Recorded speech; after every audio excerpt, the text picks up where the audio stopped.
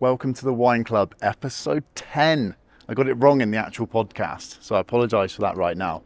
Today's guest doesn't need an introduction, but to those who do need an introduction, we have special guest Sean Goff, a 57-year-old skateboarder who's been shredding since 1976. Despite the aches and pains he's experienced with weak shoulders and stiff knees, Sean still manages to skate better than most, including me. In this episode, we dive into the history of the UK skateboarding, exploring some of the most bizarre skate trips he's been on, adventures Sean has been on throughout his skateboarding life. We'll also hear about the unexpected sideline as a gravedigger and his encounters with legendary skater Tom Penny, which I had to put in because apparently everyone asked Sean Goff about Tom Penny. Episode 10. Enjoy. Who are you guys working for? Who is this? It's SkateWine. Oh, beautiful. Did you say SkateWine? Yes, sir. Hello, welcome to the Wine Club, episode, I think it's 9. And today's guest, the legendary Sean Goff. Hello, Sean, how are you? Hi, Rob. How's it going? Good, thanks. You've just got back from Bowlzilla? I actually just got back from babysitting, to be honest with you, but about a week ago I got back from Bowlzilla, yeah. Over in Australia. That's really good. Australia and New Zealand. Before I forget, I've got to get the ball rolling, and I'm really interested in your answer, and I know that you've been listening to the podcast. If you were a beverage and you were a wine bottle or any beverage, what would you describe yourself as? I would describe myself as that's a really stupid question, and I've seen it on every single podcast, and I've thought, is this supposed to be a way of breaking the ice? How random is that? It's like you should ask, what's your favourite drink? I mean, I get it, it's skate wine, and you're trying to play with words, and you're trying to be funny, but you've got to remember that you're not. So I'm just going to say wine gums. I knew I'd get... It's kind of like a kiddie sweet. It's nice, it's chewable, it's non-alcoholic, 'cause you haven't got a drink, and it's also something that your grandparents would give you, and I'm kind of old, so wine gums. How old are you now, Sean? I thought about that. Huh? You were ready. I knew you'd be ready. But how old are you? I am 50... Oh, fuck, I haven't got my helmet in front of me.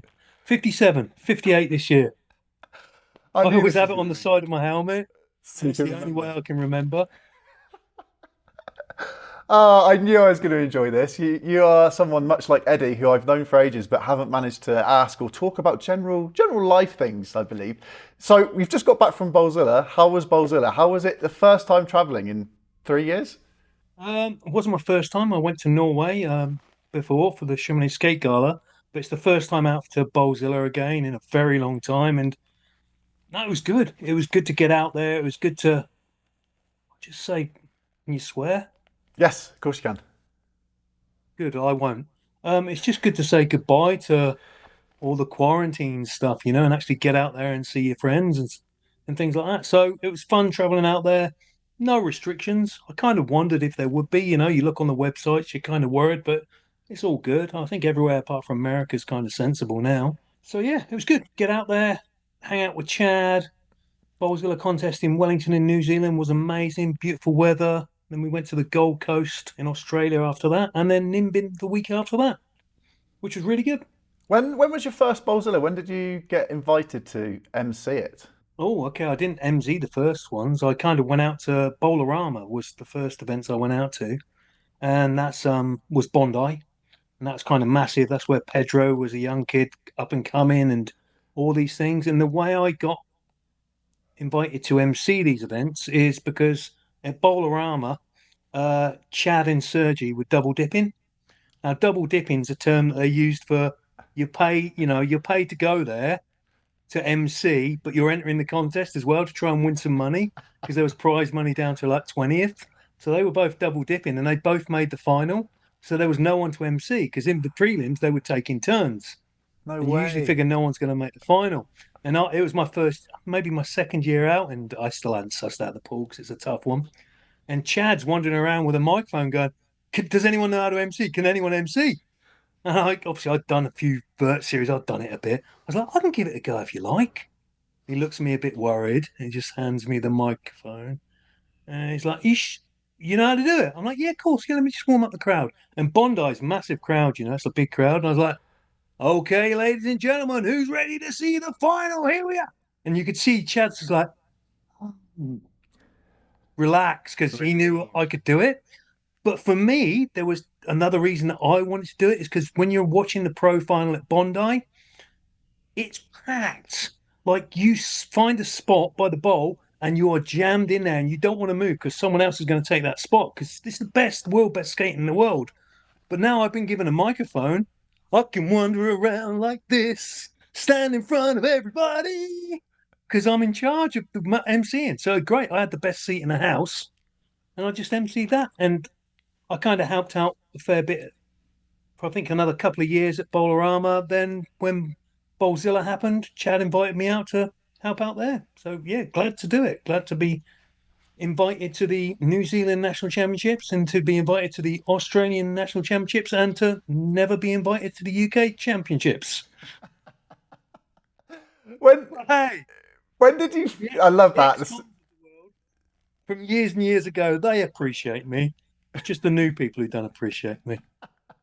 When did you first start emceeing? Because I remember I first met you at the Vert series, and you were emceeing the Vert series. When did you step from being pro skater to start emceeing as well? Step from like there's a solid divide. You can skate good now, but oh, you can't now. Fuck off and talk about it. No, basically I was doing demos for Peter Noble's company, Team Extreme. Like Danzy was involved, and it was BMX and roller skate and blah blah blah. And one of the riders always emceed the events. It was weird. The first one I did, I hated it because I had no concept of getting the crowd involved or come on everybody. I wasn't that because I'm pretty introvert as a person. So I started doing that and I was just like, okay, next up is skateboarding. Skateboarding come from back in the day, from surfing. I was very explanatory of the roots and trying to give history.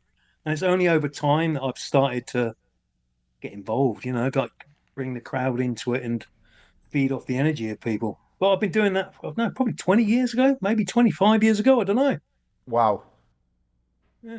I remember when I was wow. first asked at a Vert series to MC a Vert series. I think it was B group. It was probably A group or Masters. And I really enjoy and try and mimic your style because it's engrossing, encapsulating. You get the crowd involved. It's fun. You know the skate tricks, which is probably one thing that I don't know so well. Yeah. You see, I like thinking of it as not just for skaters, Like a lot of the events, like I did Bowlerama, Bowlzilla, there's non-skaters there, like parents who come along, and I like to have a laugh as well because I know people, and I'm from a generation where you can take the piss out of your mates because you were allowed to take the piss out of your mates, and even people you don't know, you kind of have a laugh with them because yeah, cool, it's skating, that's what you do. So that's what I would do on the microphone. So I remember the first time. Okay, right, you'll like this, or you might not. I don't care. First time I MC'd you. And I know it because I remember seeing you and you had a pink helmet on. And I'm like, this guy loves attention, mate. I didn't know you. I'm like, I can take the mickey out of this guy and he'll love it. And I just took the mickey out. Yeah, next up, Rob Aiton wearing his sister's helmet. Great to see he's taking the tassels off this time. And I instantly was ripping into the piss into you, even though I didn't know you. So you can kind of gauge from certain people's reactions how you can take it. And I just enjoy it. I have fun emceeing it, and if people come up and said, "Oh, that was really funny," or "That was a laugh," then that's a bonus to me because it's like I'd rather make people laugh. It's like a comedy set, but it's not. Yes. And knowing about the skate trick helps. I'll never forget the Vert attack. That I think it was Team GB when I put up my Olympic gear, and you ripped into me, and so many of the Europeans. There's kind of like a borderline where they don't get some of our humour. And I remember some people coming up to me and being a bit like, "Do you want a hug? Are you okay?"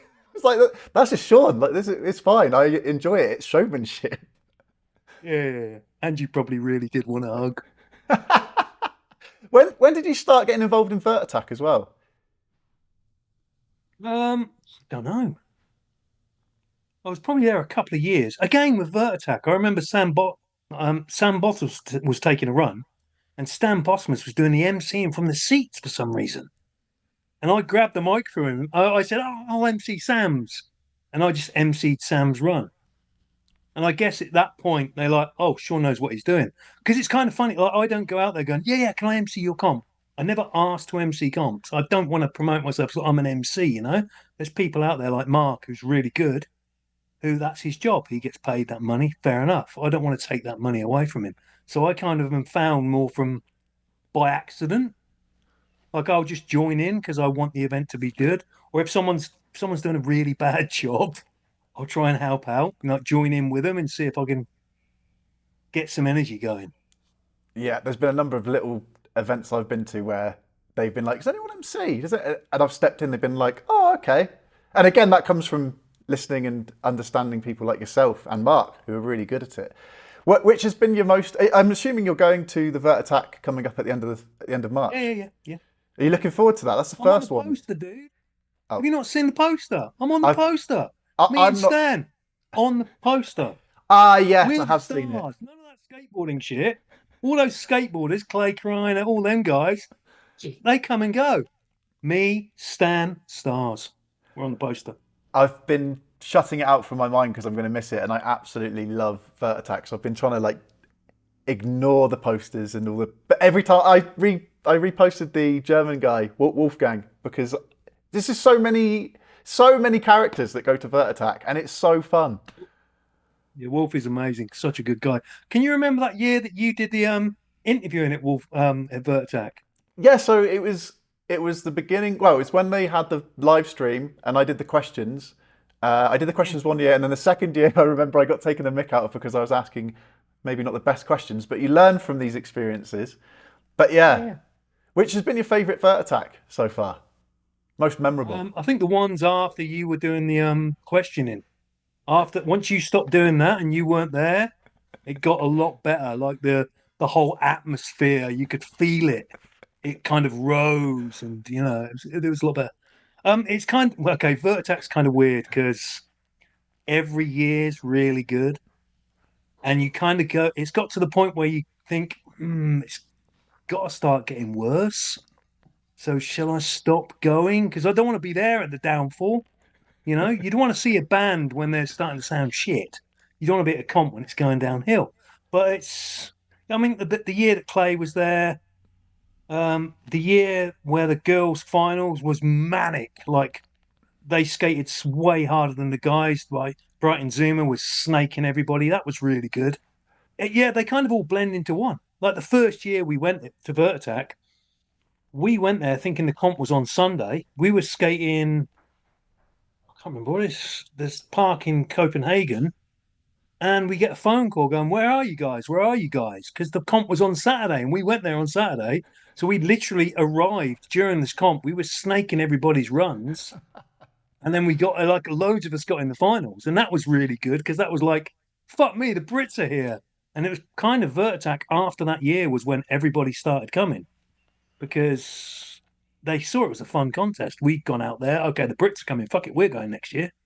And it just grew and grew and grew. I remember Wingy used to send out an email to all the Vert series guys at the very beginning. Yeah. An absolute incredible event. What are you most looking forward to this year's? I mean, for 4 years hiatus. I think, to be honest, I think the 4 year hiatus is really good because I wouldn't be surprised if John was getting a bit over it. Because, when you're running something, you've got to try and up your game. You've got to try and get it better and better each year. And it's hard. When you're doing a really good job, it's harder to do that. So I think John might have been at that point where he's like, I'm going to stop this. But because COVID hit, and then everyone's like, fuck, I want to go to Vert Attack. I want to go to Vert Attack. Now everyone's super eager. Like everyone wants to go back. So I think this year is going to be really good. And going by the hotel situation, the first hotel's already booked out. No. They've had to get another hotel to do sub things. So I think there's going to be so many people there. I'm so jealous. It's insane. Yeah. So But jealous. I've kind of messed up because I go out there with Jim Skin and I'm going out with a Joe, and Jim always books the tickets and I get the accommodation sorted out. And he's booked the ticket on the wrong day. We're flying out on Thursday, which we thought was the right day because it's been so many years we forgot. Like the Masters is on Thursday. So we get there and have to skate if we're going to enter. But I'm not really worried about entering the contest. I want to go to skate with my mates because this is the only time I'll get to skate with people, like Putis and all the Euro guys that I never skate with. So I want to skate with them. I don't really care about the contest competing anymore. I think that's why it's such a great event, because it's semi-serious and it's full laughter, like so much fun. It's a massive get together. That's the key with Vertec. It's a massive get together. If you want it to be serious, I guess it can. But for the rest of us, it's like it's the excuse we need to get our asses into gear and meet each other. Yes. How long have you been skating with Jim the Skin for now? I would say probably 84, Wow. maybe 85. A long time. He started doing the comp series a little bit later than me. I think I started 80, yes, 82. So yeah, 83, maybe 84. So a very long time. I've traveled to a lot of places with Jim, and we've been to Australia, New Zealand, Turkey, America, France, Spain. We've been to a lot of places together. What's been your favourite place? I was going to cover where you've been with your skateboarding. Where's been the favourite place to skate? Maybe the favourite place you've been to skate, and also the favourite place to skate now abroad. That's a really, really hard question because the things I like to skate has changed. Um, That's why it's a double-barreled question. really, it is a double-barreled question. I quite like the south of France. We're going out to south of France again because there's Calais Leroux, there's Marseille, there's some old spots. They're really good fun to go. Obviously, Australia's really great fun. Australia's really, really good. I enjoy that. Gold Coast has got so many parks, and I always skate different new spots. And I've forgotten the second part of the question. What was it? There's two parts to What's that been your question. favourite place abroad to skate over your time of skateboarding? What's been the favourite place? Ooh, don't think I can answer that. I really enjoyed the Newcastle Bowl in Australia. I've had great fun when I've been to the States, but that's a very long time ago. Yeah, tough. I don't know. Everything blends, especially when you get older. Your memory kind of blurs into everything. And I've been skating for way too long, so yeah. Bringing Australia into this, how do you think the difference between British skateboarding and skate park building and skate parks compare to? I was watching your feed whilst you were in Australia and seeing new parks that I'd not even seen 4 years ago. How do you think they differ? We're kind of like a third world country. We've got absolutely no foresight in how to build parks. It's insane. Like Pizzey Skate Park, they built an Olympic standard street course, which is basically, everything's symmetrical. If you look down the middle, both sides are exactly the same. There's rails of all different sizes, blocks of all different sizes. It's all advanced stuff. It's designed specifically for the Olympic pathway goal, and it's an amazing park. All the bowls out there are going to be deep, 10 foot at least. Shallow ends, like shallow end at Eleanora is probably 7 foot. Deep ends probably 9.5, and it's only just vert, and that's small. Whereas in the UK, if you get anything above 8 foot, it's massive, Yes. and it shows by the standard of skating Yep. that, oh God, they really are focused on training out there. They really are focused on training, but their skating is getting ridiculous. Sky Brown's really going to have to watch out this year at the Olympics. I'm not sure if it's Elisa True, but anyway, there's a girl out there who's smashing it, absolutely smashing it, super consistent. McTwist every time, frontside radios every time, switch frontside airs, frontside gate twists, loads and loads of stuff. And in the opens in Bowlzilla, second place was a 9-year-old kid, but not like, oh, it's a 9-year-old kid. 9-year-old kid doing 540s, 9-year-old kid doing backside lip slides to sugarcane in the corner. 9-year-old kid doing frontside nose. It's just ridiculous standard. The standard out there is so, so good. I was speaking to Izzy Because Butu they've about got really, yeah, because they've got really good skate parks. They also have really good weather, but really good skate parks, challenging skate parks that. Yes. makes really good skateboarders. Whereas in England, eh, I touched on it on the last well, podcast. It was something that annoyed me when I was younger. I'd go to Mount Hawke, and I remember Mount Hawke, everything was huge, everything was massive, and you've got all these little, and I understand it, but you've got all these little pockets of skate parks that even Bideford, it's a great training ground, but nothing's over like 4 or 5 foot for health and safety reasons. yeah, it's ridiculous. It is absolutely ridiculous. But that's council mentality, and unfortunately, there needs to be a governing body involved in this country. If we could start a governing body of some sort in this country to actually advise councils how to build skate parks and stuff that's going to be of a standard to get skaters to the Olympics or get skaters to a good European standard. But yeah, it's a shame that it's like that in the UK, but that's just the way it is. Trying to cater to everyone, which I think can sometimes be a deterrent. Oh yeah, I mean they do try and cater to everyone, and the truth of the matter is, user groups for skate parks are probably the worst thing you can possibly do because a user group will always want a flat bar, a ledge, and then something else, maybe a handrail because I like that handrail in the street that I never ever skate, but it looks good in photos. And you can't have user groups. You've got to build skate parks and build them well. And yeah, just hope the skaters are good enough to appreciate them. But you got to have beginner skate parks as well. I think pump tracks are really good, and we need some more flow parks. But What do you make of the Watford skate park? what for one? That's the one with the kind of snake run thing, yeah? It's got the snake run, Really the big street one. course. I've not been yet. Okay, I've been. First time I went, great fun. Mini ramp, didn't really think much of the mini ramp. Didn't think a lot of that at all, to be honest with you. Street stuff was absolutely amazing. Obviously, I smashed it.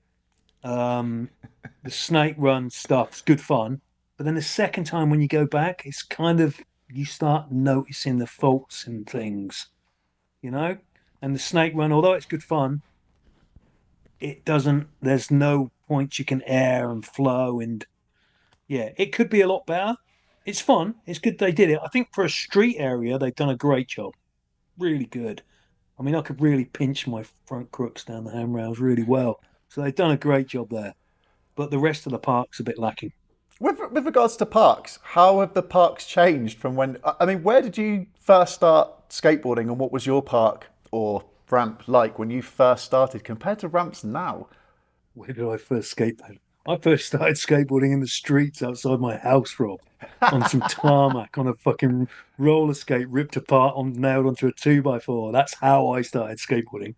My first ramps were homemade, bits of plywood, leant against walls, anything you could find, real ramshackle stuff. And skate parks were really quite bad in the 70s, really kinked in it. And then I guess you go into the 80s, there was Farnborough Half Pipe, Crystal Palace, all those sort of things, ESE. So it's just 8 foot transition, just touching vert. So kind of like a mini ramp extension would be. So yeah, we started off on really small things, really, and ramps just progressed. And then, yeah, skate parks got bigger and bigger. And yeah, There's some slightly awesome better photos built. of you skating some really sketchy homemade ramps. I now remember. Yeah. Well, everything was sketchy and homemade. It's like they go on about the whole DIY movement, but the thing is, DIY was what we had to do, but we made it out of wood. And it was like there is no ramp plans. You basically got a piece of wood like that, and that was the bottom, and you got a bit of ply there, and another bit of ply there, and another bit of ply there. So it's like wooden coping. It wasn't coping. Everything would flex. I mean, it was a necessity to have something like that because there was nothing else. And because we'd not known better, it was fine. You just got on with it. We're kind of spoilt now with skate parks. With Yeah, yeah, there's skate parks everywhere. with taking your DIY skate spots to vert, how did you go from skating in the streets to then start skating? I mean, what would you say you primarily skated back then and in general? Anything. Anything. Yeah, that's what you did. Sorry, back when I started skateboarding, there wasn't street skateboarders, there wasn't this, that, the other. You skateboarded. You were a skateboarder, which is a hard concept for a lot of people to understand, but I have a skateboard, I will ride whatever's in front of me. It's not like there was tons of tricks or anything like that, so you just rode what you rode. And like I say, ramps were what you wanted to ride. I mean, you'd do tic tacs, you'd do a bit of freestyle, but nothing much.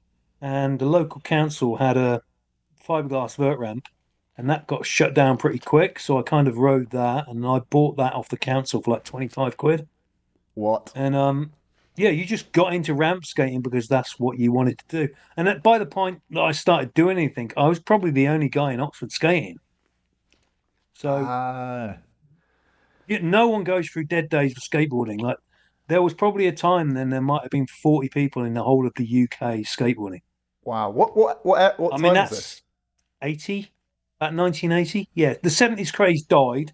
Anyone who carried it on after the 70s craze was pretty fucking hardcore because there was no one about. And then, the 80s, it started slowly getting bigger until the whole Back to the Future movement. Right. So yeah, skateboarding was really dead, and we wanted to ride vert because that's what you wanted to ride. You're not going to go out skating a curb on your by your own. Not in those days. You've seen a number of comes and goes with the skateboarding then over the years. Yeah, it used to go in 8 year cycles. Pretty much, it was an 8 year or 9 year cycle. But we've just had the COVID boom where skateboarding went, "Whoa," and then it just died. Like we've had the quickest boom and death of skateboarding there's ever been for a very long time. I mean, like now, I say skateboarding is kind of dead. It's probably still busier than it was in the earlier part of the 80s when it was just starting to boom again, But retail wise, yeah, it boomed and died really quickly. So how was having your own ramp? Did you have people over and did you have any competitions on that ramp? Yeah, yeah. I part of the English series went on my ramp. You got Wow. this ramp as well. Okay, it's a fiberglass ramp, so it's battered and patched up. The flat bottom is made of pallets and old shuttering plywood that used to be a chicken shed, like not even new shuttering plywood. So it splinters everywhere. It's an absolute nightmare of a ramp. But it was one of probably only 5 ramps in the country, so that's why it was there. Like I say, necessity. In the old days, it was about necessity. In the old days, everyone reminisces how they were great, and they are really, really good. But that's because skateboarding is different to me than would be to you, because your old days probably like meh to me, Early 2000. because oh yeah, yeah, I used to skate in this year. But it's great. That was like 15 years into my skateboarding.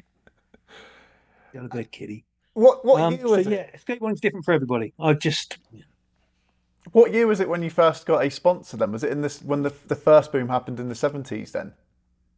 no, no, no, no, no. 70s, I was pretty crap. Just your normal kick turns on a polyprop. That's it. 70s, there weren't tricks. You kind of just kick turned as high up as a kinked bowl. You could kind of, if you were good, you might have how to do it. I got sponsored. Well, my first thing I got given was a deck from a company called Rolling Stock. Or not a company, it was a skate shop in Warrington. And that was probably about 83, maybe something like that. And the deck was crap. But it was a new skate shop they just opened before it was just Alpine Action and Surrey's. And this new skate shop opened. Here you go. There you go. 3 skate shops in the whole of the UK. Yeah. Like, okay, skate shop. Okay, I've got to tell you, forget the sponsorship bit. Let's move that out of the way. Back in the day, when you ordered skateboards, you contact this company, you'd write to them. People don't know what writing is when you get a pen and a paper and that. Put it in an envelope, post it to this shop, ask for a price list. They would send you a price list. I remember getting a price list from Surrey Skates and ordering a tracker t-shirt. Okay, now, no pictures, just the word tracker t-shirt. So I ordered that, delivery within 30 days. Wow. None of this overnight Amazon stuff. I had no idea what color it would be, no idea what design it would be. You just pick your size and paid your money, and that was it. That was skateboarding back then. That's incredible. Could you imagine kids doing that now? Yeah, I want to buy a skate shirt. Well, that's 20 quid. And it's What there. design is this? I don't know. We get it in a month. Wow. Yeah.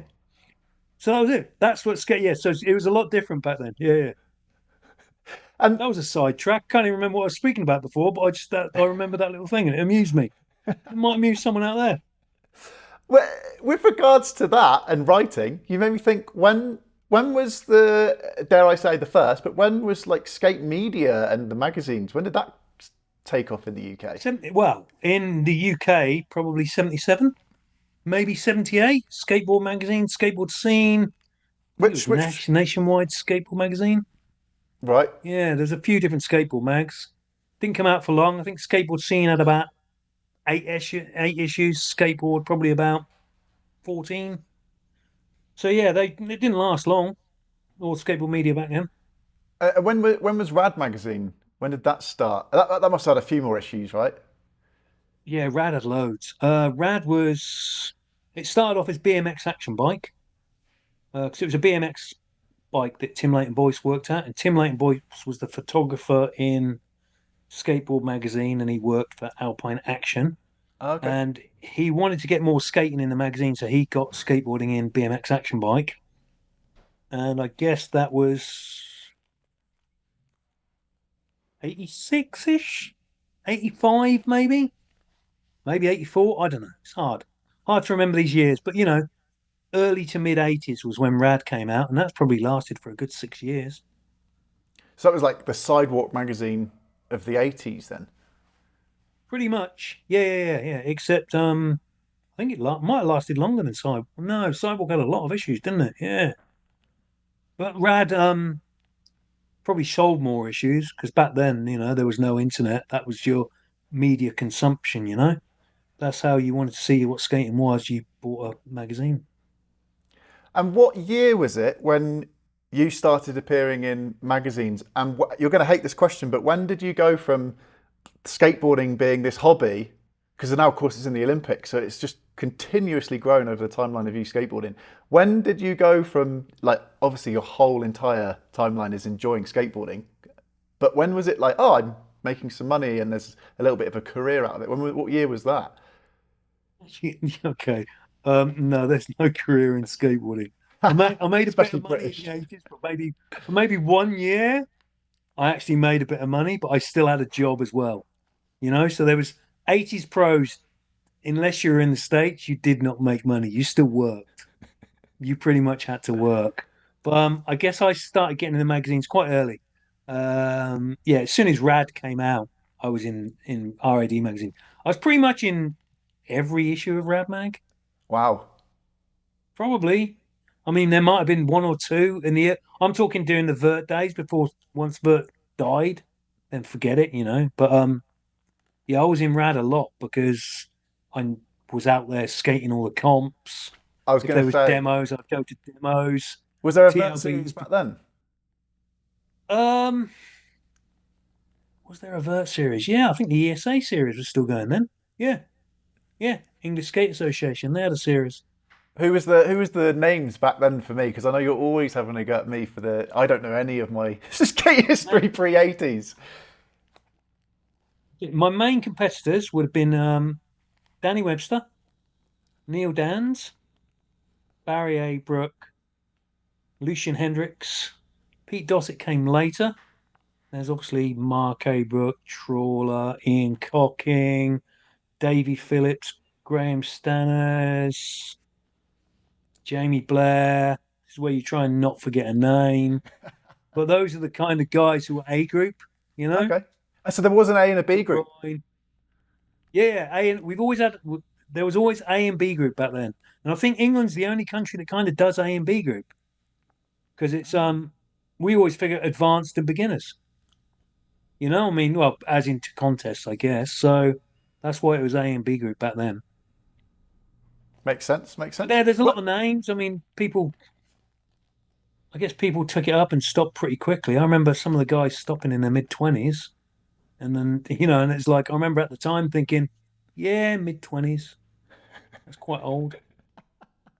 Which is insane, that's way over half my life ago. Did Mike Day ever make any of these vert series? Well, okay, no. ESA series wasn't necessarily vert. It was skate park. Like you'd have kiddie pool. Okay. It was whatever was right. It wasn't so much vert ramps because there weren't. This is pre-vert ramps. So, I mean, kiddie pool was one. There was Barnstable. That was the first time I met Mike. Was at a Barnstable skateboard contest, and he was like king of the bowl because it was his local. But Barnstable Bowl was really, really small, and it's quite funny. I remember Jeremy Fox telling me about, yeah, Mike Day used to go up 3-4 foot out of Barnstable. And I remember thinking, yeah, these are rose-coloured specks on here, and I've got cine footage of it, and I'm watching this cine footage, and it's like, like maybe 1.5 foot, 2 foot, maybe 2 foot on a good day. But then this bowl was probably like 7 foot deep, not vert. All the airs were early grab. But Mike skated really good in that bowl, and that's where I remember Mike. Ben Liddell swears that it's not still there, but if you go to the car park, there is what I think is bowl shape. So I think they just filled it in and it's slowly sunk into the. I'd love it to be dug back up again. Maybe. When you started skateboarding, who was the pros that were like? Who did you look up to when you first started skateboarding? You'd probably say in the magazines it'd be people like Jeremy Henson, Mark Sinclair, Synapper, John Saboski. I mean, those are like the Benji team, and those are the guys you'd see in the magazines all the time. So they're the guys that you'd have pictures on your wall of. You'd rip up the magazines and put your pictures on the wall.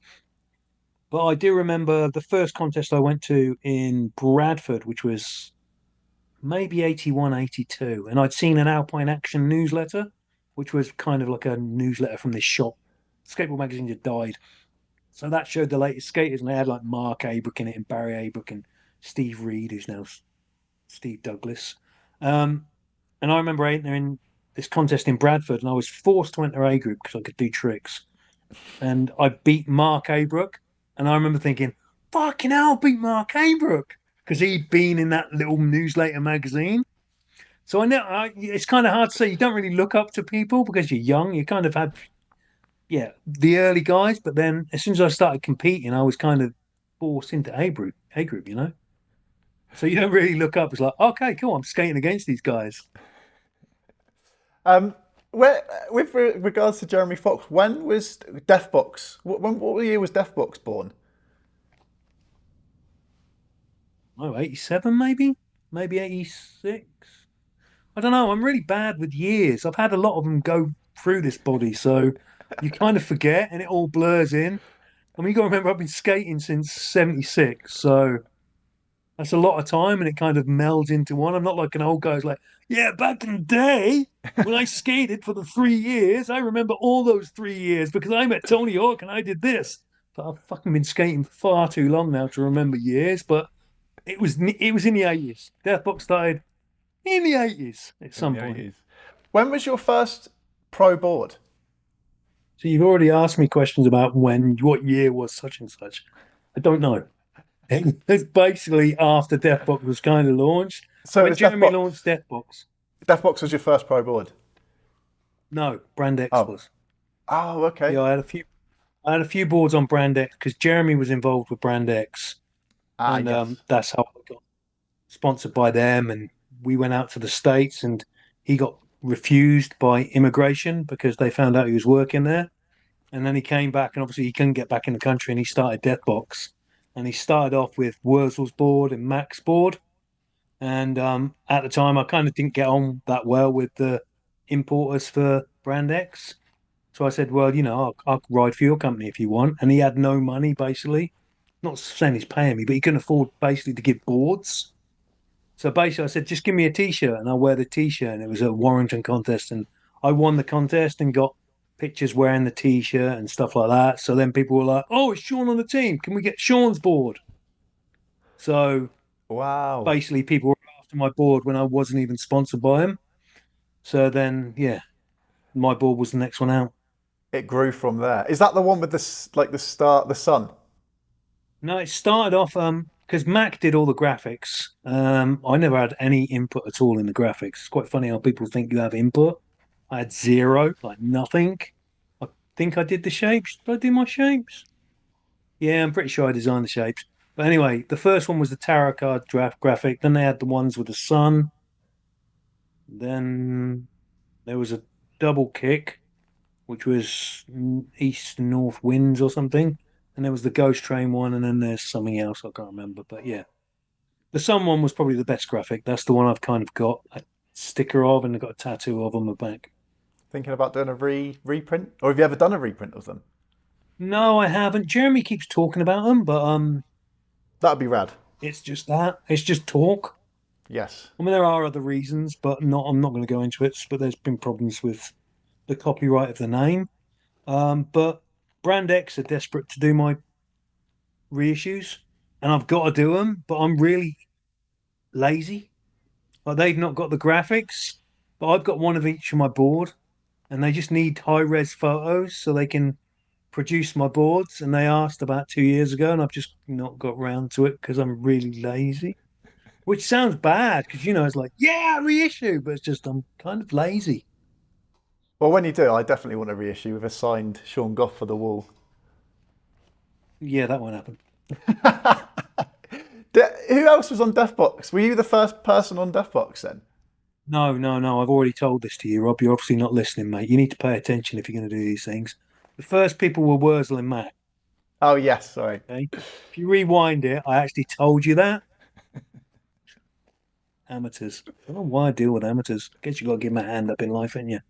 Um, then there's Wurzel Mac. There's Mark Van der Eng, Pete Dossett, Rocker. These are the English guys. Well, apart from Matt Van der Eng, who's Dutch. And then obviously you went Alex Mole.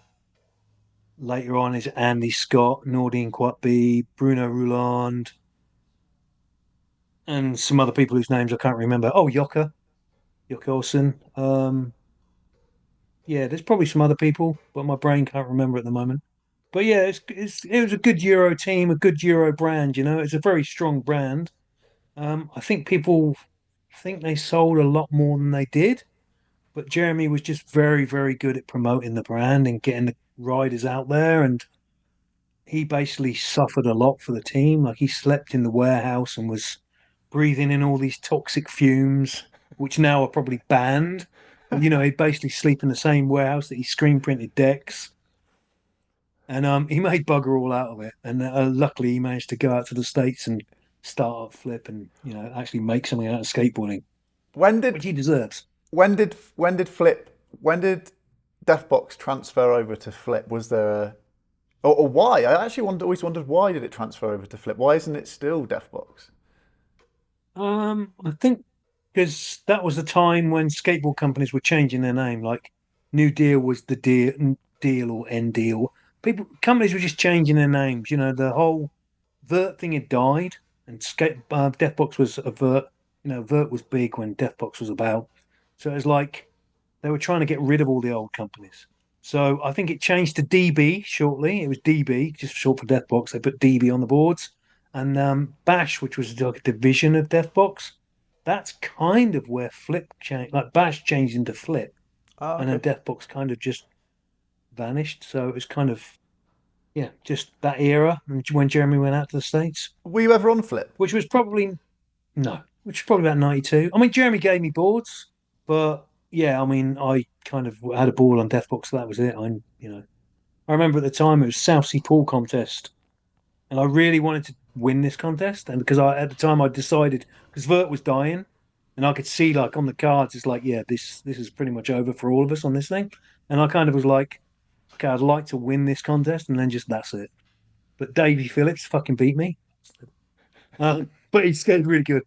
No, but but Davey beat me, and after the comp, I told Jeremy, I'm like, yeah, just don't bother making my board anymore. And he went, thank you, because I don't think I can afford to make any Vert Riders boards anymore. I'm like, yeah, no problem.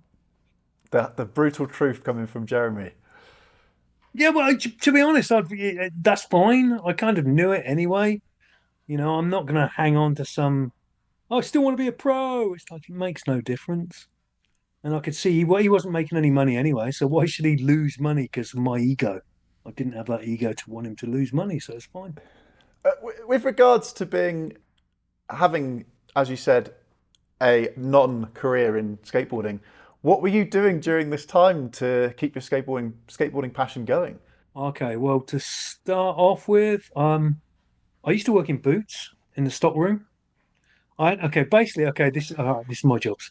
I started off YTS's, okay, and then I got a job working in boots in the stock room, and this is probably mid '80s. And I remember I was there for about 6 months, and I asked for some time off. Like I'd had a holiday, I asked for a weekend off so I could go to Munster for the World Champs. Yes. Not, I didn't tell them that. I just wanted to go to Germany, and they're like, "Oh no, we can't do that." I'm like, well, "Yeah, but I want to go because it's the World Championship of Skateboarding." It's like, "No, we can't give you time off for that. I'm afraid." And I went, oh, "Okay then. Well, I resign. I quit." Oh, okay.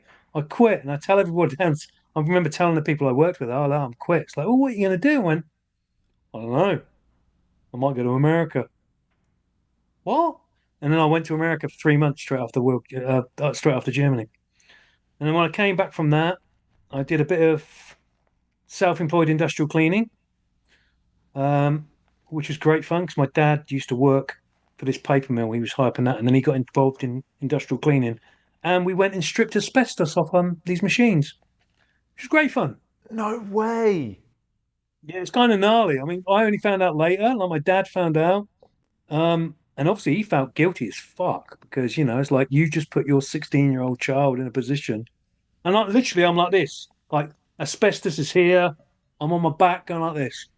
With no mask. I'm not like, yeah, crappy face mask, but not amazing. It's, and I remember years later, this is probably only about 10, 15 years ago. I'm like, oh, I'm going to check because my dad told me the story.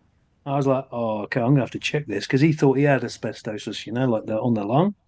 So I went to hospital to get a check because I told him, I'm like, look, this is what's happened to me when I was younger. I'd like to know.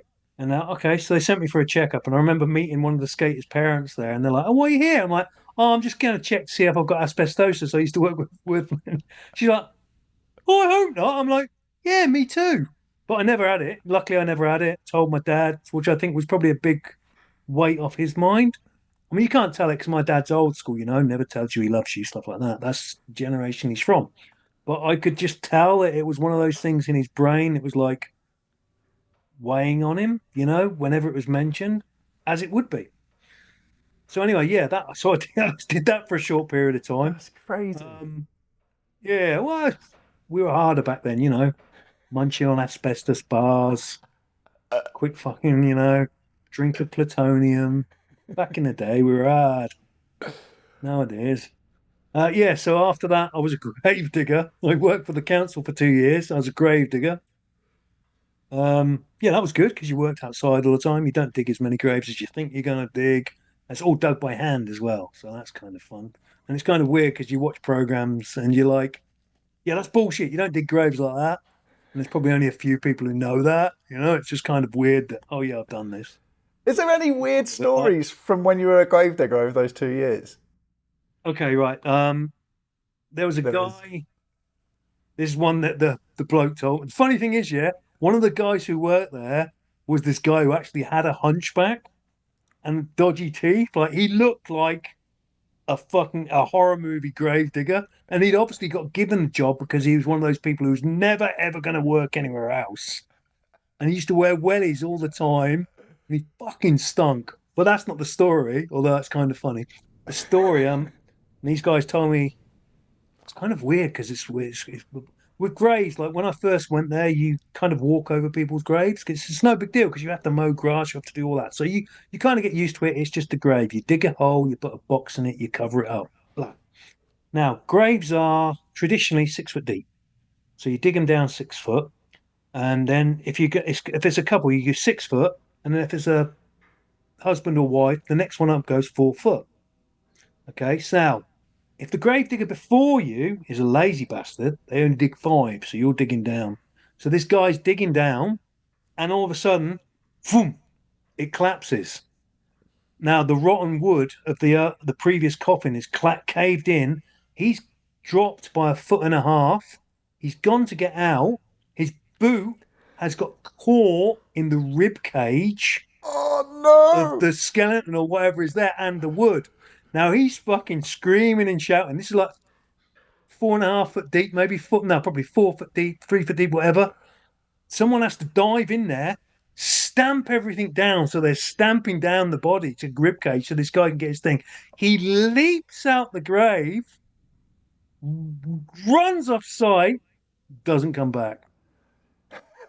That was it. That was his grave digging career done. That was on his first week. He was done. Wow. Did that happen to you? It's kind of weird. No, I mean I've dug down and gone, oh, that's the coffin. Like bits of rotten wood. Because I remember it's wood. Wood in wet mud's going to rot really, really quickly. I mean, Especially basically when humans are put in the ground, they're just compost. You're going to be compost. You're going to be worm food. There's nothing nasty. It's, ugh. What else do you want in your body to do? Yeah. You know what I mean? Feed some worms. Feed the soil. It's great. It's eco. It's friendly. But no, I've felt coffins go junk. I've had graves cave in on you, like you'll be digging down, all of a sudden the sides will cave in, and your legs have been trapped. So you have to have metal skirtings along the side. So they started doing that. Most of the time, you wouldn't bother put them in for health and safety because you're like, it's only 6 foot. My head's going to be sticking out. Someone's going to come and get me. It never happens, but just in case, you might get it down to your knees. But yeah, it's kind of weird. I buried, in James Bond.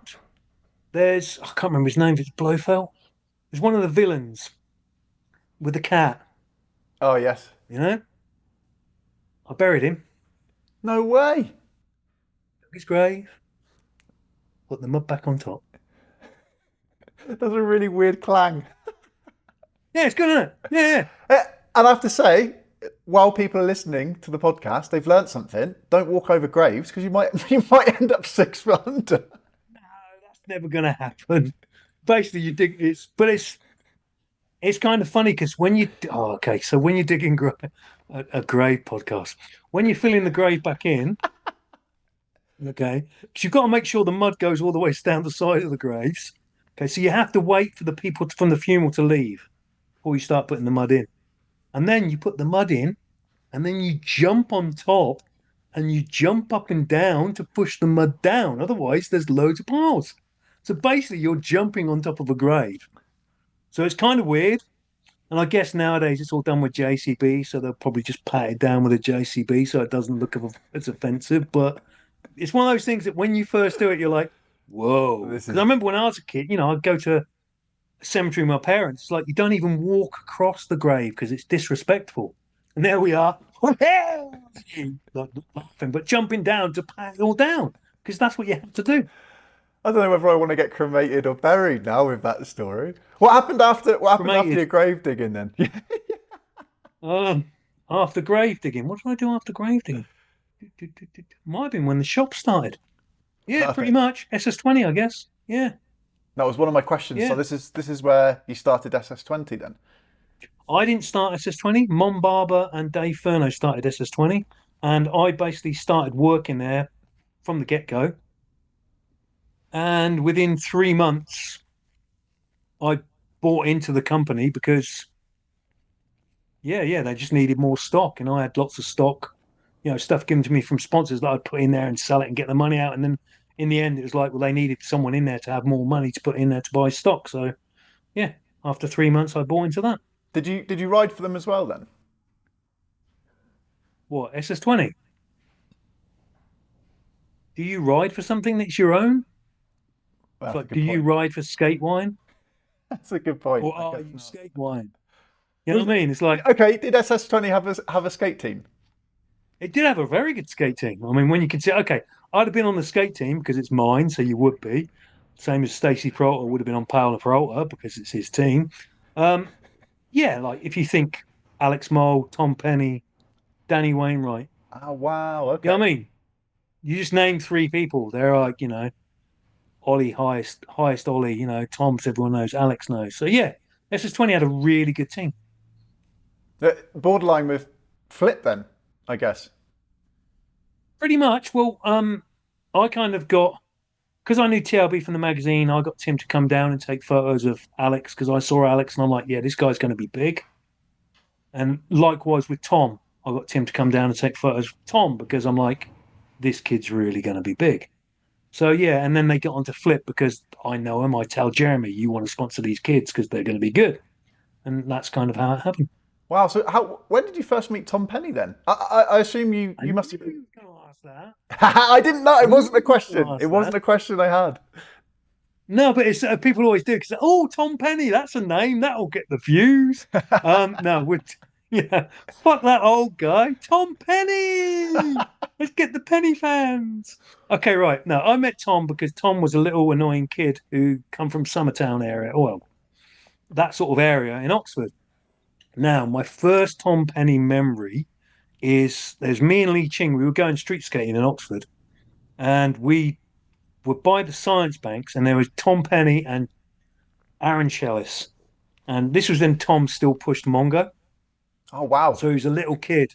And he's like, can we come skate with you? Like a little annoying 11-year-old voice. We were like, yeah, if you can keep up. And we just fucking hacked it away from him as fast as we could. Because he was annoying little shit. But yeah, Tom got good really quick. And I used to take him to Radlands all the time, and yeah, Tom's just Tom. I've known Tom for a long, long time. Okay, Tom Penny trivia for you.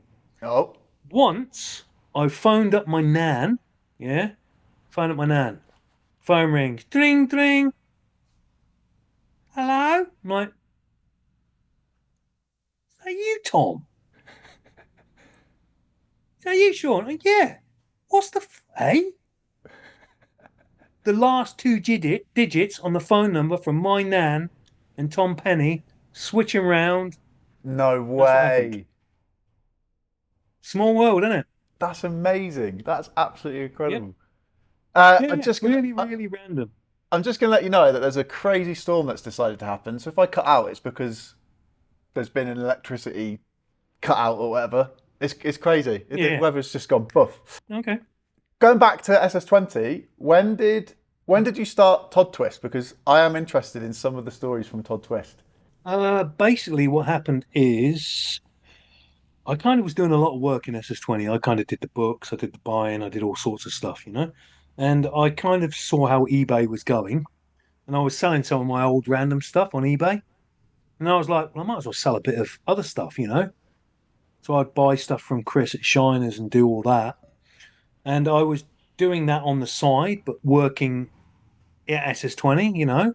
But it's like I have a family, I need to make money. This is my little side hustle. And Mon at some point went, look, you've got to decide. You can't do both of them. And at one point I was thinking, yeah, well, maybe I could do, half SS20, half off Toddtwist, because, they weren't competing against each other. SS20 never had an eBay shop. Mon just said that, and I'm like, all right, well, I'll leave then. I'll just do it myself. And then I just went full time into eBay. And I even remember people like Ali Barr, who was a rep. He's like, you're not with SS20 anymore. I was like, no, I'm doing this on eBay. He went, oh, don't worry, something will come along. And you're still doing it It's just like something has, mate. I've been doing it for like over 15 years now, probably 16 years. I don't know what it is. So yeah, I've just been running fully on eBay for a very long time. No rental rates to landlords. Stocks in my attic, in a little lockup, in my mum and dad's attic, in Claire's mum's attic. So yeah. everywhere. Oh, shit. I think that the internet has just died. We're coming in. The weather's actually not that great today either, to be honest with you. Okay. But we're coming in because the Thunder stopped play on Tuesday. So here we are on Thursday. Thank you again, Sean, for joining me for part two. Right. So we did leave it off with the Toddtwist store and how that was going with running that. Yeah. Okay. Well, I can't remember exactly what I said, so it's kind of weird to actually blend into it. That's right. My question to you after that was going to be, do you have any funny stories of customers whilst you've been doing your eBay store? It's not so much funny stories of customer. I guess customers, on the whole, the customer is always stupid. Okay, I've got that on a sticker that's on my desk. That's obviously it's not true to all of them, but a lot of them can be really stupid. Like you get classics, like someone will buy, I don't know, like I want to order these pair of shorts for my son. Will they fit him? And it's like, measure your fucking son. How am I supposed to know stuff like that? And I've had someone actually wrote and complained because they bought some yellow gold fixings off me, like gold colored fixings, anodized gold. And they complained because when they got scratched, the gold didn't go all the way through the bolt. I remember this because you They said thought, oh, that metal isn't coloured, and I was like, metal's not coloured. yeah, I know. Yeah, I know. It's like they expect it to be like a stick of rock where the logo goes all the way through it, the color goes all the way through it. Yeah, some people are really, really thick. I mean, I had some guy buy a deck off me and complain because the graphic was not the same as on the picture. And then they messaged me back going, actually, I've just turned over the deck and I've seen the graphic was on the other side. This is 2022, 2023 orders. You know what I mean? People, yeah, it's scary. Considering when I, back in the day at FSS20, you would send out a deck wrapped in paper so it could quite possibly get scratched or whatever it is. No one cared because they put that skateboard on some trucks and rode it. But nowadays, with all the collector's market, you've got to make sure everything is immaculate. Everything's exactly the same. Even things like wood grain, people have complained, oh, it didn't look like that in the picture. It's like, well, yeah, that's a stock image. Oh, I don't like the color of the grain. It's a tree. They've not yet devised a way of growing trees so they're exactly the same when you cut the grain. Have you ever heard the Asda phone call where the guy's complaining about pizza with no toppings, and the ending is that he turns it over and he realizes he pulled it out of the cardboard backwards? That Yep. instantly, when you're telling me about the deck, it reminded me of that straight away. Yeah, it's insane that people are actually like it. Has Like they'll I've had complaints where they bought a set of wheels and the graphics have started rubbing off when they're wearing using them. And obviously, they're going for slappies or whatever it is. The wheels, edge of the wheels go curb. Oh, the graphics coming off my wheels. It's like uh, these are the shit that people care about. It's like, oh, this is why skateboarding is so shit in some aspects has because these people are involved in it. has the vintage market, like like reproduction of older graphics and stuff, have you seen that over your time in doing your eBay store kind of ignite more recently? No, not more recently. It Okay. goes through stages. It's quite funny because the reissue boards kind of were completely dead. You couldn't get anything. Then that sort of kicked off. Then it slowed down, but now people are buying them, not so much because, oh, I want the board that I used to have when I was a kid. They're going, I want something that might be an investment Okay, that's because interesting. they've seen people sell boards and think, oh, okay, well, they've managed to sell it for more in years to come. And in reality, if you look at it, I mean, skateboarding as art is pretty good. Like you buy a deck, costs you say 60, 80 quid, you pop it on your wall, it's there for 6 months, you sell it, you get back your 60, 80 quid, or you might get 50, whatever it is. You buy a poster from Athena of a girl scratching her ass wearing in tennis, that old classic. Can't sell that again. That's it. That's done. Any other pictures you buy from wherever, if it's disposable art, then it's disposed of. Whereas at least skateboard art, you can either skate it or you can sell it on to someone else who wants it I and will skate it. I'd not thought about that aspect of using it like that. I thought people were buying it to put on their walls, but to buy it as an investment, that's super interesting. And I remember, I think my first seeing, dare I say, the first time I saw you in a magazine was when I was at college, and they had there's an American catalogue with the different board graphics over the years, and your board and number of boards were in this book. And I remember being like, oh, this Sean Goff, I've heard of him, and Yeah, yeah, people buy it as an investment. Like if you look like Clown did a reprint series of Banksy graphics because years and years ago they did some Banksy boards with his permission before Banksy was anything really. And then Don Brider actually kept the proofs, the negatives, like the screen stuff, and they redid some. And the first ones of those sold for thousands, thousands and thousands of these boards. And now, because Clown have got the rights for a different graphic that he's done, they just churned out a load of boards with that graphic on. boom. Loads of people are buying them, thinking they're investments, but they don't realize that, yeah, there's like 150 of that one graphic. There's 100 on the next one. It's like it might be an investment, but then it might not. Yeah, I mean that's what all investments are, I guess. Yeah, yeah, it's gambling. You're just gambling with stuff. And I guess with skateboarding, it's, even if it isn't, you're not going to make any money back. It's costing you 60 quid for a deck. It might be worth 100 quid, but it's just a deck anyway. You can skate it if you're a skater, so it doesn't really matter. And it looks good on the wall. Yeah. But I'm pretty much now, a lot of the stuff I buy, I do not buy for people to skate on. I'm thinking, okay, if I buy that, will I be able to sell it in 10 years' time or sell it in 3 to 5 years' time to the collectors?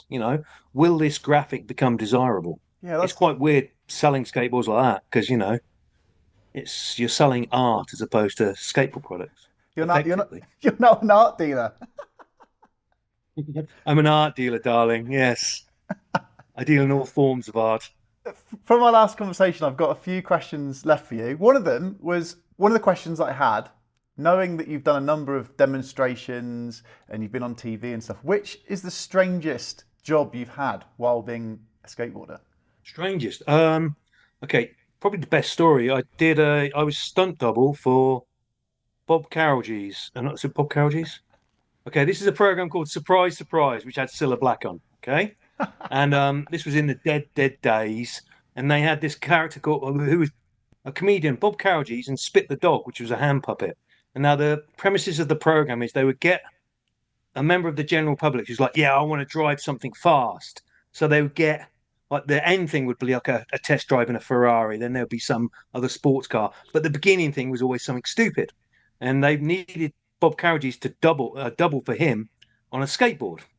So they called the English Skateboard Association, and Derry, my mate's like, yeah, Sean can do that for you. So they call me up and they're like, okay, yeah, we need you to do this. You got to go along and do some tricks, and then there's a little thing you pull, and then a rocket comes on, and you go along. It's basically just a file. I'm like, yeah, I can do that. Sure, okay. Well, what tricks can you do? I'm like, I could do little ollies and some bonelesses and stuff like that. And they went, and you could see him on the phone, just thinking, what the hell's that? And they went, can you do a handstand? Yeah, I can do a handstand.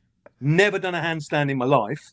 And I'm like, okay, I'll have to learn a handstand. So it's just funny doing that, like little programs like that. You're like, okay, that's on national TV. My mum sees it, stuff like that. But I've never found it on the internet. It's never actually made it out on the internet anywhere. So Oh, that's got to that's be something that somewhere. just appeared and vanished.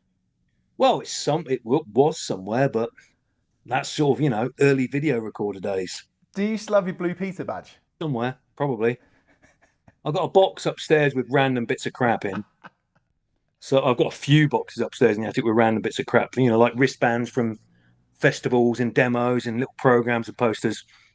And I'm pretty sure that would have been thrown into that box. That's a YouTube video in So yeah, itself. well, yeah, Blue Peter was brilliant. I mean, that was real fun to do because it was all live as well. And I think we pretty much made everything, like did doubles and everything. So that was quite good to actually pull off live. But there's other things like the Daewoo advert. I mean, that was like a mega ramp, like 24-foot transition U pipe with a roller coaster with an actual car going up and back and forth on it. I mean, if you can Google Daewoo Lannis skateboard and you'll probably find it. And it was just fun being involved in stuff like that. And other things that I've been involved in demo wise, which have been interesting. We did the Laureus Sports Award. Now, the Laureus Sports Award is in Monaco, and that's like the Oscars for sports people. And we went along as part of Team Extreme, which is Danzy and a load of bikers and rollerblades and stuff like that. And they'd never really seen skateboarding before. And this was a live performance set to music in front of pretty famous people. So basically, the curtain comes back, gets drawn back.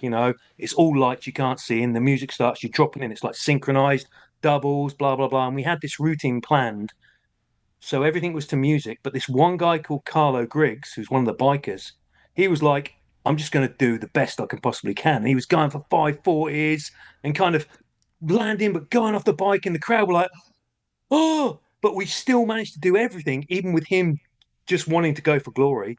We all still managed to do it perfectly timed.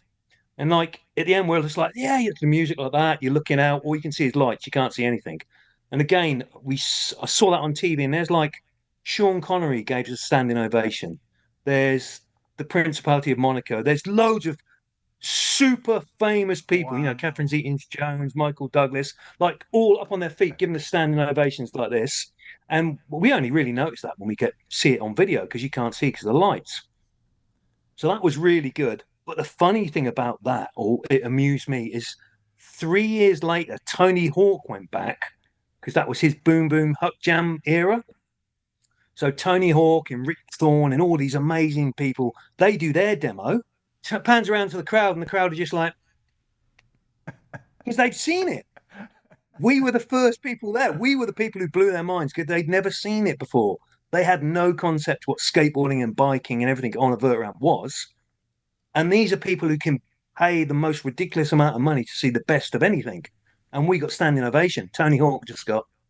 Was that live as well then? He was second. When you did that? Yep. Yeah, that was live. Wow. That's incredible. Totally live. Again, that's on YouTube. Laureus Sports Awards skateboarding. I guess you'd have to do for that one, but dig back. But yeah, it's one of those moments that you're like, cool, I was there, And you have people like Vinnie Jones walk past us when we're in the locker room, getting changed afterwards, changing room, sorry. Like, nice show, lads. No way. Just random bits like that, and yeah. So yeah, demos have got me out doing lots of different things. And Okay, another one I'll tell you. Okay, if it's not too long, I'll tell you when we're at the Laureate Sports Award, because that's at Monaco. Okay, so that's like the richest people in the world are at Monaco. It's ridiculous. And then they lay on a lot because all these sports celebrities are here and all these famous people to be at this award ceremony. And then there's Sunseeker, which are like power boats. Okay. And people who buy these power boats, they buy them so they can be with their yachts because they have multi-million pound yachts. Right. And we got invited on one of these Sunseeker boats, like speed boats. And we're like, yeah, we'll have a go. So there's half of the team gets in there, and this guy's like, Team Extreme, are you? I'm like, yeah, all right. Do you want to have a go? I'll push it a bit for you. We're like, yeah, definitely. So we go out on this boat. He's like, okay, right. You're going to have to stand up now. You don't want to be sitting down because if you're sitting down, your knee's going to hit your jaw and you're going to break your jaw. Whoa. Okay. So he starts accelerating, jumping a little bit like, and one of the guys, one of the BMXers, which is funny enough, Carlo Griggs, who was the guy who went mental, he's like, no, I've had enough. Okay, so he takes him back, and the guy looks around. He's like, "So the rest of you guys pussies, you all right for this?" Like, no, let's do this. So we go out, and he's this guy's hacking it. You can see he's like trying to shit us up because he's already shitted up. He's already scared off Carlos, so he's trying to scare off the rest of us. So he's in this boat, and you see boats on waters, those races, and they're like, and he's doing that, and we're like, whoa, like jumping. It goes, and it goes, turns sideways, like, poof, boom, and it goes like 70 degrees, like turns like that, and lands, and you can see him go, boom, cut the engine like that, like, oh, I pushed it really fast on that one. And I remember being in this boat and looking across at the shore at Monaco and going, I don't think I could have swam that far. You know what I mean? Like, gnarly there. We nearly crashed a really expensive boat. But you know what I mean? You can buy that shit, but you got to be really, really rich to buy that shit. And that was an opportunity that was given to me because of skateboarding. Because of skateboarding, that's amazing. I was going to ask you which one had been your most memorable. So if you hadn't already covered a most memorable in all of those, which one would you say is a... Yeah, no, that's probably was the most memorable one because, there's no way I'm ever going to be able to do anything like that again. I mean, just to get out, just to have someone go out there and rag a, £500,000 boat or whatever it is, just try and jump in waves with you in it. You're not going to get that experience. You can't really buy that unless you're paying a fortune. That was just some dude showing off because, they're selling that stuff to billionaires. So he's got it and he wanted to have a laugh. That's... So that was really memorable. I've done comps that have been really memorable. Like in Turkey, we did a demo for this clothing shop called Vakarama. And they brought us out there and we did demo on this beach. Well, first demo we did was outside the front of their shop, and they said, "Can you send us pictures of a ramp, and we'll build it?" And we're like, "Yeah, okay." So Danzy sent them pictures of this ramp, and they built a ramp, and it was 7 foot tall, 8 foot wide, and we didn't realize this because it's all painted grey with the Vakarama logo. Neil found out on our first show that it was only one layer of really thin ply because he bailed a backside air and put his leg straight through the ramp No at about way. 3 foot up. Luckily, never broke his leg. We had to skate. We didn't have to. Oh, I guess we did. Or we just did it anyway because that's what you do. We skated around the hole as best as we could for the rest of that demo, and then they eventually patched it all up, so it was okay. Still ridiculously small ramp. And the following year, they get us out there, same ramp, but it's all fixed up. So it's 7 foot, 7 foot tall, 8 foot wide. But they figured out because the previous year there was so many people watching that they're like, we'll just put more flat bottom in. So it probably had about 60 foot of flat bottom. Like literally, you had to tic tac and pump. You could do doubles and cross over like that. And we did a demo there, and it was lined all the way, like side to side, rammed with little kids. Little kids with their heads pointing up at the transition like that. So you couldn't bail. You couldn't bail it. It was ridiculous. So that was another really good experience. And cliff diving there as well. And the sea was super warm, like a bath. And yeah, that was amazing. Absolutely amazing to get out there again and do that. Awesome. With regards to all these events that you've been covering, with more recent events, I'm going to have to ignore the COVID period. What events have you most enjoyed over the last 4 or 5 years that you've been a part of, that you've been going to? It doesn't have to be one because we're singling them out, but... Yeah, you can't really single them out. I really do love going over to Australia and New Zealand just because it's really good to get out somewhere during the crappy winter grayness. So you get out there and have some sunshine, and people are always really friendly out there, and there's loads of parks. So I really enjoy the, Bowzilla sort of trips. They're great fun. Chamonix for the skate gala, that's great. Carl Benny really looks after everybody there, and again, it's a really good scene and a really good culture out there, and everybody's friendly. Um, just going away with my mate. I kind of enjoy all the trips I go on. That's why I go on them, to enjoy it. If there's a trip and I don't think I'm going to enjoy it, I'm not going to go. So, and there's very few. I've been invited to do MC and work at places before, and I've just gone no because I don't really know enough people there who are going, or I don't really know the place. So it's like I don't really want to go if I'm not going to enjoy myself, or I don't think I'm going to enjoy myself. What's the point? Yeah, that's true. I don't know how much we can talk about it, but my next one on the list I had was your film. But I don't know whether Paul will be happy with us talking about it just yet. I think a question that I will be able to put on and be able to air is how was it to be followed by a film crew for however many years it did cover? Was that a surreal experience? Um, kind of, yeah, I guess. I mean, you kind of put yourself into it after day one. You're kind of like, okay, I need to do this. It's supposed to be fly on the wall documentary. They're going to follow me for a bit, but it wasn't that long. I mean, they went over to New Zealand. They were at Mount Hawke. I mean, everything that was hit the other places, Caterham and Greg's and stuff like that. Everyone knew they were about. It's just you have to try and block people out, Yes. and that's it, really. You walk up the stairs and someone's there with a camera, pointing at you. You just don't make eye contact, and you just walk up the stairs as if they're not there. It's kind of easy to do. I mean, people have probably been doing it around you all the time, where they just ignore you, they see you and ignore you. And this is basically what everyone had to do with the film.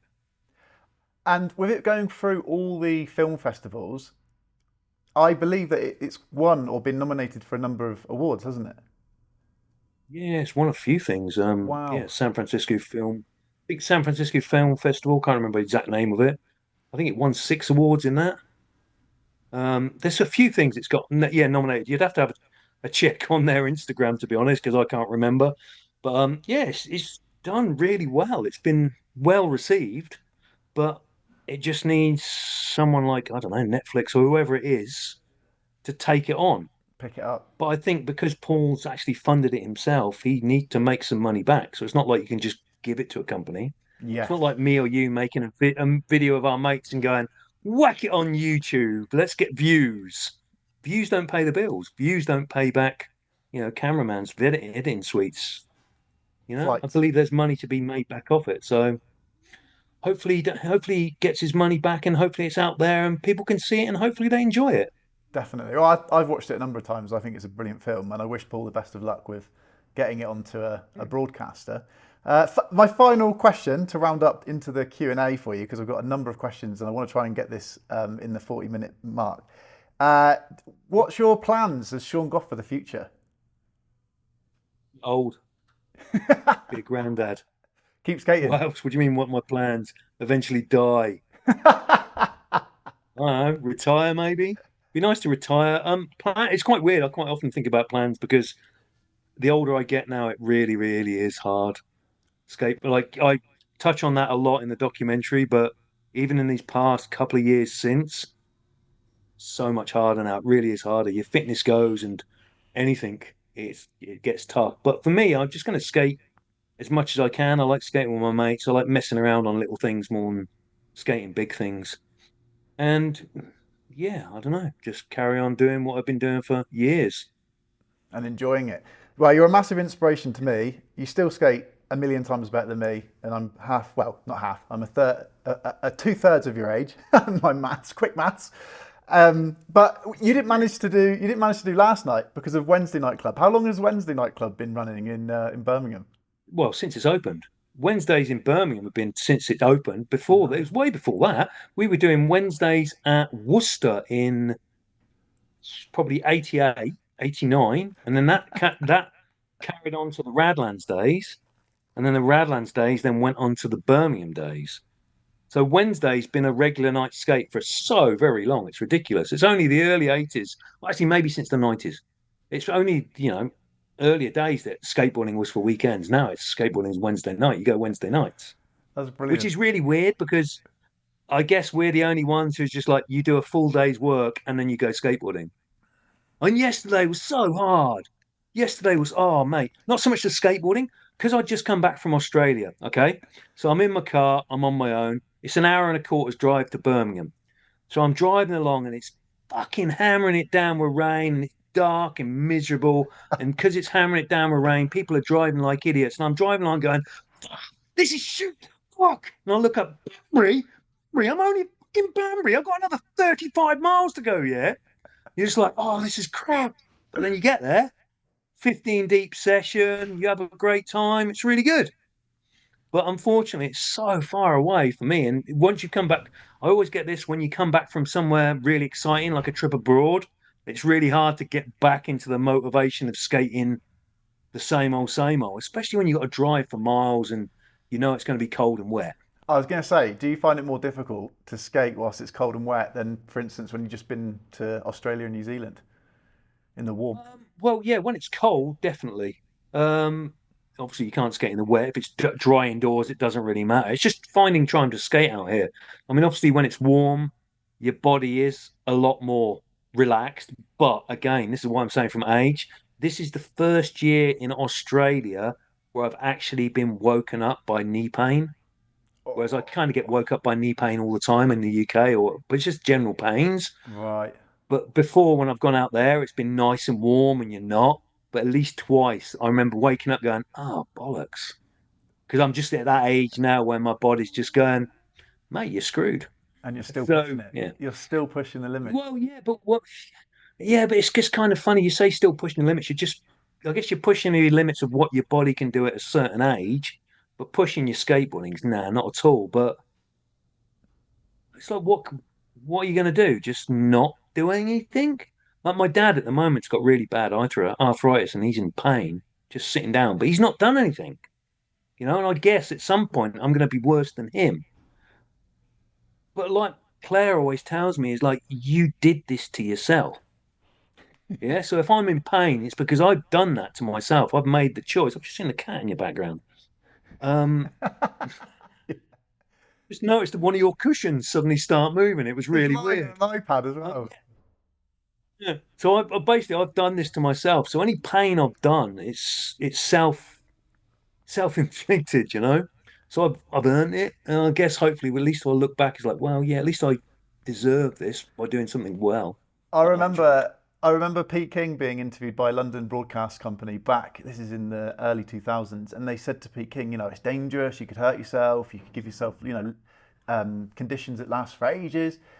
And his response, which I think is, especially from myself injuring myself in my early 20s, is he said, you know, you could be doing gardening all your life and picking flowers and stuff, but you could still end up with arthritis when you get to your 50s and 60s from doing nothing. And I think that was such an important point from him. It was like, oh, yeah. Yeah, yeah, 100%. My sister's knees are knackered. Like she's absolutely knackered, her knees, and she's done nothing. It's just the way it is, you know, because of weight or because what she does, I don't know.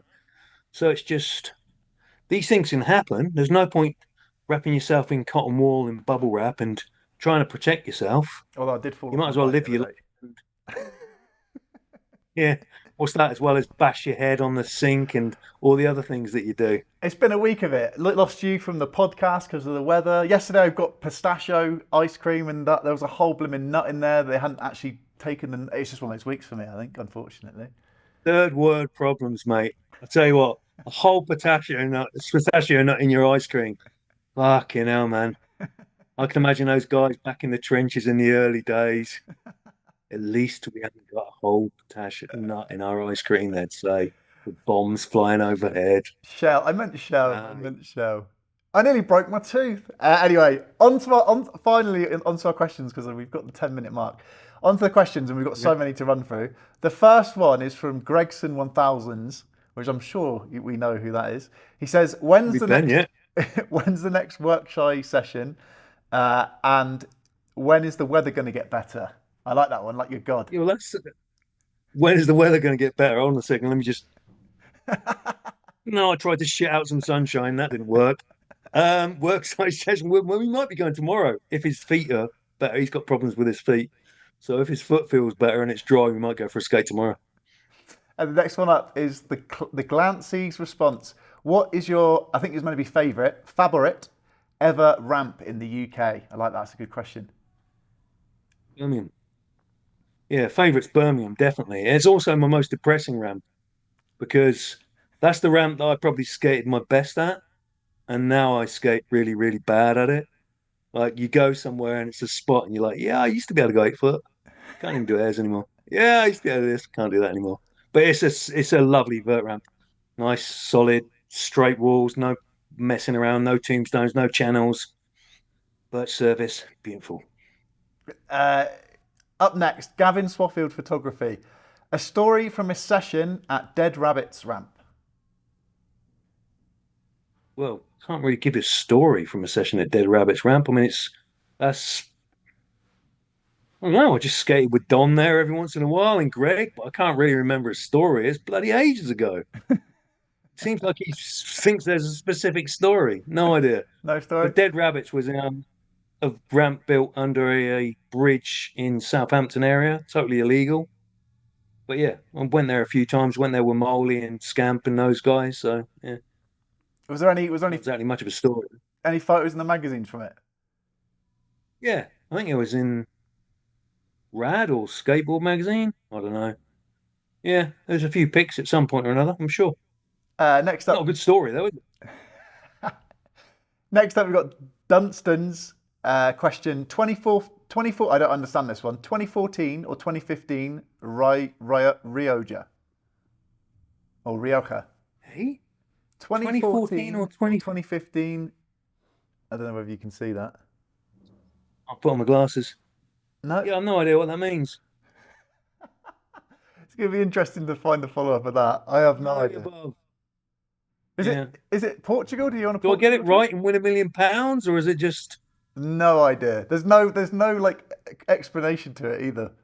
We'll go on to the next one. No. Will Paris's Okay. response. Way. Who inspires you? What motivates you to keep rolling? I get inspired by Wednesday Night Crew. Go up there and skate with all the boys. That's a rad laugh, you know.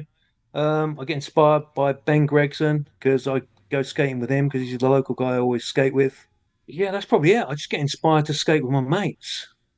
You know, I mean, you can't say someone who's really famous inspires you or anything like that. Once you get to my age, it's a case of you get inspired by your mates. They're the people who get you out there to do things, you know? And you have to give people shit sometimes. I got inspired to skate once by Greg. This sounds like really pitiful, but good. Greg once inspired me to go skateboarding because he was like, wanted me to come and skate his ramp. And I'm like, yeah, it's a bit of a, I was like, oh, it's a bit far away and blah, blah, blah. And he just did, yeah, you fucking pussy. Getting, like really just abused me about no going. I'm like, oh, fuck it, I'll go then. I do like. That inspired me to go skateboarding. And I kind of needed that. I do like. Sometimes you need people to slap you around the face a bit and go, come on, get off your ass, fucking do this. I do like Greg's emphasis towards that kind of pushing you to skate. That's what it always used to be, though. Back in the day, you would do that. You would give your mates abuse so that they skated with you or they carried on or they pushed themselves. And now we're approaching a time where people are afraid to do that because what someone else might think. Like I could be at a session with you. Come on, Rob, you twat. Fucking make it. And someone might go, oh, I saw Sean Goff and he's really offensive because he was telling this poor guy, Rob, who's obviously something wrong with him because he looks a bit slow and he was being really aggressive against him. You know what I mean? See that now, someone's probably going, oh, Sean just called Rob slow on his podcast. That's really offensive. I'm going to tweet that. Unfortunately, we're in this generation now, whereas before it was like, just fucking make it, you can't. You had a bit of aggression in you because that's what skateboarding can be quite aggressive. That's what I liked about the Vert series. Skateboarding is aggressive. Yeah. Yeah. Well, just the act of skateboarding is aggressive anyway. You attack things, you grind things. You're ollieing it, bang, slapping your tail, slapping your axles, You fall off, it's an aggressive form of sport, Definitely. 100%. And that brings me on nicely to the next question, which I wanted to bring up anyway, but I knew it had been asked, so I didn't bring it up. But Joe Hinson has put frontside indie. Yeah, well, Joe Hinton could probably do a frontside indie into a backside nose blunt slide, which is actually really just the normal blunt side. I, Joe I, Hinton's. I will never forget the first time.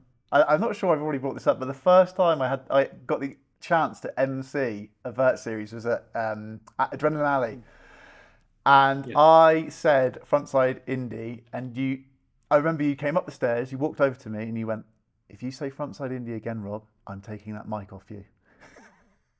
Oh, I should have just slapped you. No, but it's true. It's wrong. It's like basically you're bastardizing history. You're bastardizing someone's language. There's no such thing as a frontside indie. The only reason people call it frontside indies is because of the Tony Hawk video game, or Tony Hawk's video game, as you often call Tony Hawk's Tony Hawk's, Tony Hawk's and because poor old nobody really Sturdy. heard of that I keep dude. saying Stroudy Yeah. as well. Let me just explain this one. This is for Joe Hinton, so he realizes, because he should know this. The whole blunt side, backside tail slide thing, yeah. Now, the reason street skaters get it wrong is because they're street skaters. The whole point is, if you're doing it on a spine, you're starting off in a certain way. It's always the way you come in. It should be always the way you're coming in. If you're doing a blunt slide and coming in and you're coming in over the top of the rail, then to me, it's a tail slide. But to street skaters, yeah, they can call it a blunt slide, I like. It's like, oh, I ride a beer bicycle. Yeah, but it's got stabilizers on. Joe Hinton just needs to learn to do stuff properly. On to the next one. You've still got a number of questions. Lots of questions coming. So I still can't carry on having a go at Joe Hinton. Oh, go on. Yes, for sure. No, I can't, to be honest with you. To be honest, it's quite fun. Okay, it's kind of one of those funny things I think about skateboarding is I don't really know Joe. I've met him a couple of times. I'm pretty sure I've never said a single word apart from right, right, and that's it. But he's one of those guys who always interacts in some of the Facebook groups. So he's kind of like one of those guys that I feel I know, but I don't really know. The weird world of social media these days. Yeah, that's just the way it is. Next one. We've got it in from Ben Grove, Champagne Super Grovers. Question is, what's his most favourite video part of all time? Ooh, It's a good one. it's a good one.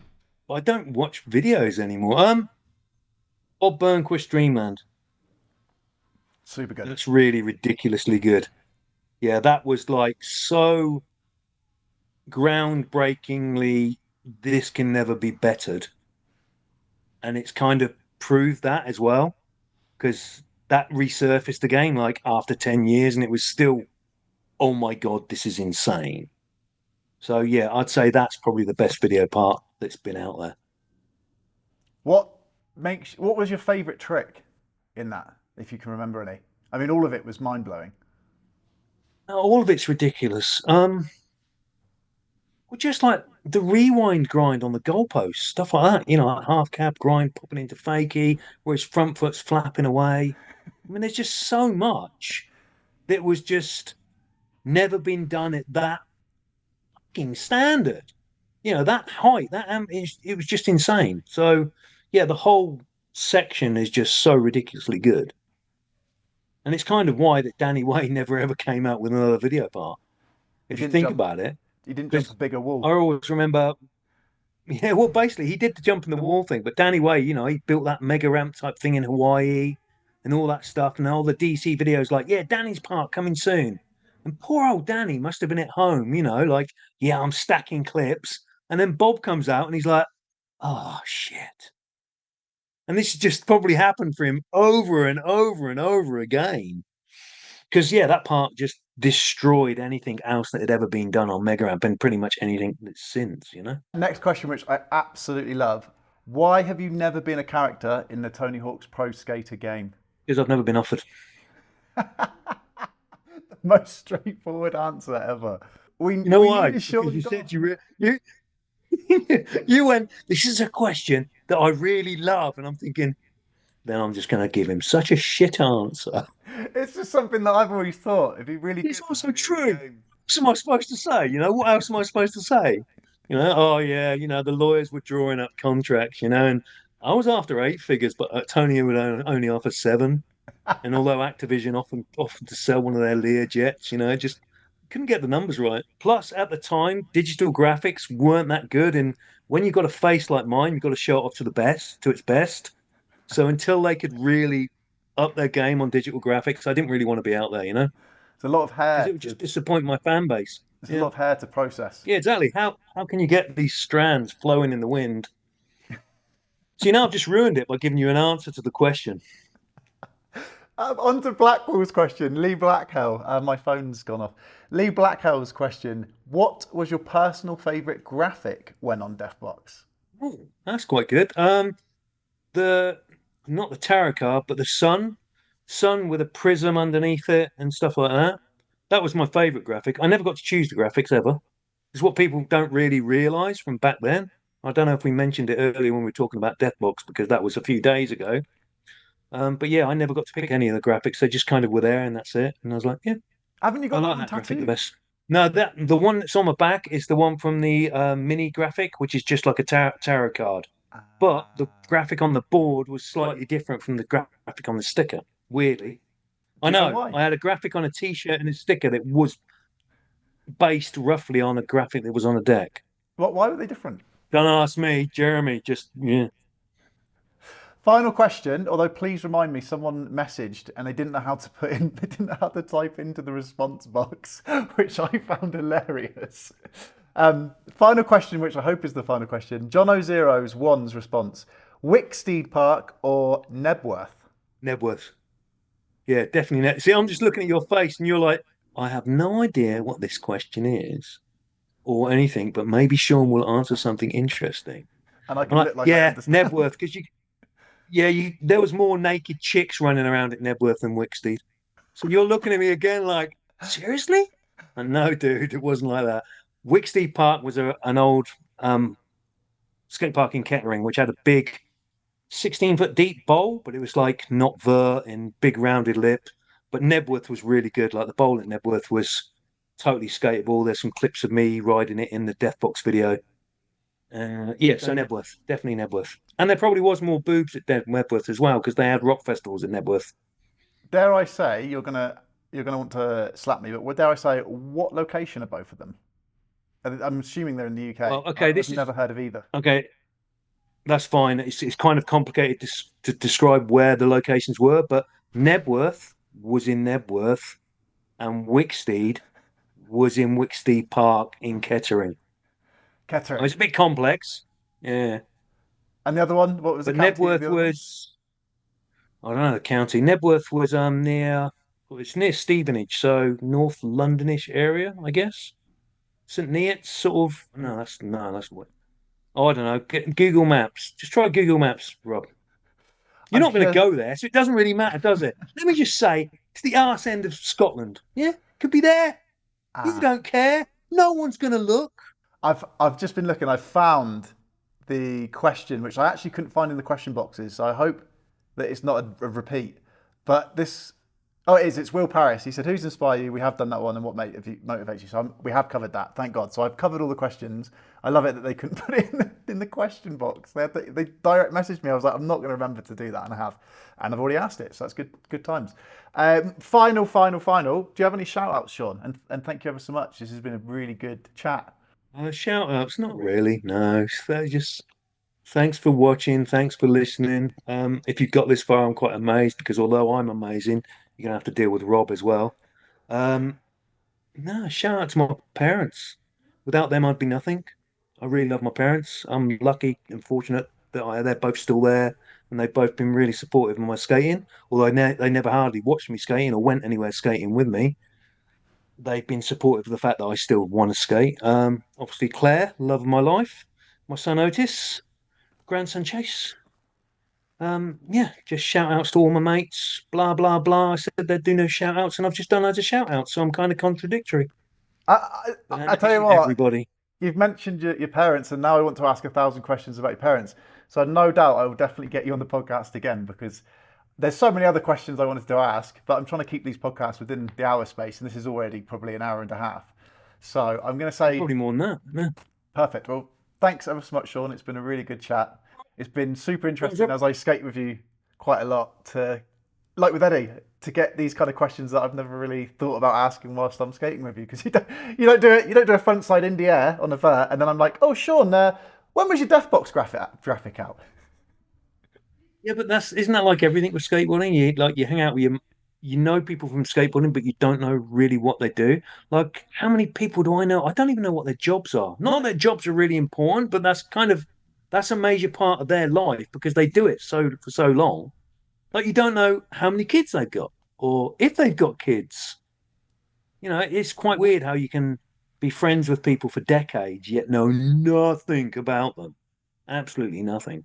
Part of skating as well, though, is escapism and forgetting about maybe parts of your life you don't want to be talking about whilst you're skating.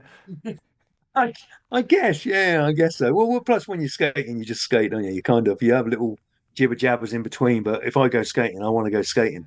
You kind of save the rest for the car journey on the way there or on the way back, or if you're staying somewhere overnight somewhere. Yeah, perfect. Well, thanks again, Sean. 2-part podcast in one. I'll leave you to your evening. Absolutely awesome conversation. All right, Rob. Cheers, Sean. Bye then. This is bye for real bye, yeah, not webcast bye. Yeah, just checking. Yeah. I'm going to leave this in. This is brilliant. Check these things. No, you could still be recording it thinking, I'm waiting for that bastard to say something really controversial. And I'll fucking have him then. Wow. That was Sean Goff. I was really looking forward to that conversation, and hopefully you've heard why. Really, really interesting character. 57, I believe he is old. Still skating better than I can and ever will, and many people in their skateboarding abilities during their lifetime. Wow. Super good interview. If you haven't already, give us a subscribe on YouTube, Spotify, Apple, wherever you're listening to this.